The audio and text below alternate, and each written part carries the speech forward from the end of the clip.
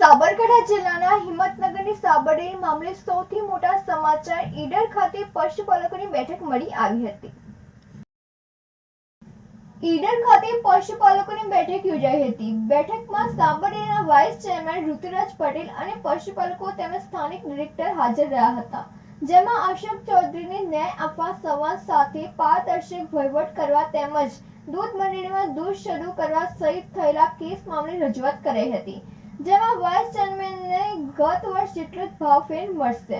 30 રૂપિયા ભાવફેર પહેલાથી ચૂકવાયો છે, હજુ વધુ 30 રૂપિયા અપાશે, 990 પ્રમાણે અપાશે દૂધનો ભાવફેર તેમ જણાવ્યું હતું। પશુપાલકોની બેઠકમાં મોટી સંખ્યામાં સ્થાનિક આગેવાનો હાજર રહ્યા હતા।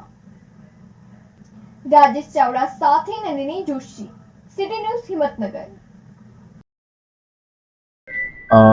એક તો એ ચર્ચા થઈ ભાવફેર ચૂકવવાની, જે સાબરડેરીને જે ખેડૂતોનો જે રોષ હતો એના માટે ખેડૂતોને ભાવફેરમાં ચર્ચા થઈ, વત્તા જે ખેડૂતોને જે અરેસ્ટ કર્યા છે પોલીસે એમના માટે સાબરડેરી તરફથી જે ખેડૂતોને જે મદદ થતી હશે એ મદદ કરશે, છોડવા માટે સરકારમાં રજૂઆત કરશે અને એસપી લેવલે જે ચર્ચા કરવાની છે એ બી સાબરડેરી તેમના સાથે જઈને મદદરૂપ થશે। ભાવફેરમાં ચર્ચા થઈ ગઈ સાલ જે સાબરડેરીએ 990 રૂપિયા જે ફેડ પ્રમાણે ચૂકવ્યા હતા, પણ આ સાલ સાબરડેરીના સત્તાધીશો થતા ચર્ચા કરે 990 આજુબાજુ જે 5 રૂપિયા પ્લસ ઉપર જે ચર્ચા થઈ છે એ પ્રમાણે સાબરડેરી ચૂકવી આપશે જનરલ સભાના દિવસે।